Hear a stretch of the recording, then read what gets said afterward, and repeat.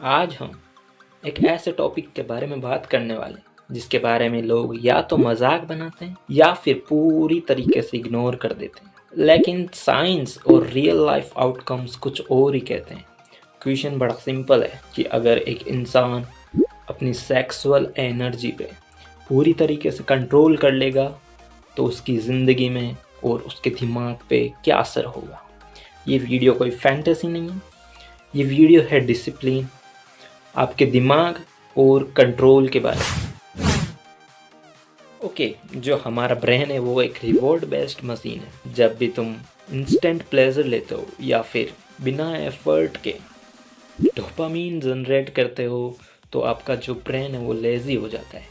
जैसे कि आप porn, excessive masturbation, instant gratifications, ये सब एग्जाम्पल है कि बिना एफर्ट के आप डोपामीन जनरेट कर रहे हो। ये सब करने के बाद आपका ब्रेन जो होता है वो बोलता है आपको, शरीर को, कि भाई आपको रिवॉर्ड तो मिल रहा है तो एफर्ट करने की ज़रूरत नहीं है, आपको प्लेजर मिल रहा है ऑटोमेटिकली। तो इसके आउटकम्स में आपका ब्रेन का प्रोसेस है वो लो हो जाता है, आपकी एनर्जी लो हो जाती है, आपका मोटिवेशन लो हो जाता है, जिससे आपका शरीर भी थका हुआ लगता है। सीमन रिटेंशन का मतलब ये नहीं है कि तुम अपनी डिज़ायर्स को सप्रेस कर रहे हो।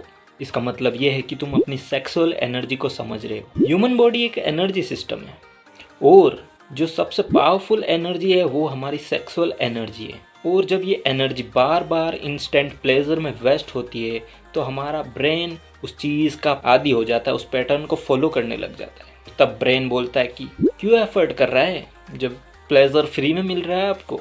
और प्रॉब्लम यहीं से शुरू होती है। रिसर्च एंड बिहेवियरल स्टडीज़ ये सजेस्ट करता है कि जब एक इंसान इम्पल्स कंट्रोल प्रैक्टिस करता है तो उसका जो ब्रेन का प्रीफ्रंटल कॉर्टेक्स, जो कि decision making and self control के लिए रिस्पॉन्सिबल होता है, वो ज़्यादा एक्टिव हो जाता है, जिससे कि जो हमारी सेक्सुअल अर्जेज होती है वो कम नहीं हो पाती है लेकिन कंट्रोल ज़रूर हो जाती है। और जब कंट्रोल बढ़ता है तो डोपामिन नेचुरली बैलेंस होने लग जाते हैं। ये कोई मैजिक नहीं है, ये आपके बॉडी और ब्रेन पे कंट्रोल है, उनको रीसेट करने का प्रोसेस है। जब कोई इंसान इस प्रोसेस को सिंसियरली फॉलो करने लग जाता है तो चेंजेस फिजिकल नहीं होते हैं, चेंजेस मेंटल लेवल पे होने लग जाते हैं। और लोग नोटिस करते हैं कि उनका जो दिमाग है वो ज़्यादा शांत रहने लग जाता है, उनके अननेसेसरी थॉट्स पे उनका कंट्रोल बन जाता है और उनका फोकस इम्प्रूव होने लग जाता है। और जो सबसे बड़ा चेंज होता है वो है कि कॉन्फिडेंस का वापस आना। वो कॉन्फिडेंस फेक मोटिवेशन से नहीं आता बल्कि सेल्फ कंट्रोल से आता है। और जब तुम अपने अर्जेस पे कंट्रोल कर सकते हो तो तुम्हें यह रियलाइज़ हो जाता है कि तुम अपने आप पर पूरा कंट्रोल कर सकते हो। इसी के सामने एक डार्क ट्रूथ सामने आता है, आपकी प्रॉब्लम्स अर्जेस नहीं होती है या आपकी सेक्सुअल एनर्जी नहीं होती है। प्रॉब्लम ये होती है कि हमने कभी इस चीज़ को हैंडल करना सीखा ही नहीं है। सोसाइटी ने सिर्फ हमें स्टिमुलेशन दिया है, स्क्रीन, कंटेंट, फैंटेसी, लेकिन मोटिवेशन नहीं दिया। फिर हम देखते हैं कि anxiety, low esteem, confusion, lack of purpose, ये सारी चीज़ें हमारे साथ होती है और हम रीज़न ढूंढते रहते हैं बाहर की दुनिया में, जबकि रूट कोज हमारे अंदर होता है। इसका मतलब ये बिल्कुल भी नहीं है कि तुम एक्सट्रीम बन जाओ या फिर अपनी नेचुरल डिज़ायर्स के दुश्मन बन जाओ या फिर अपनी जो डिज़ायर्स है उनको सप्रेस करो, बल्कि बैलेंस करना इज़ द इम्पोर्टेंट थिंग।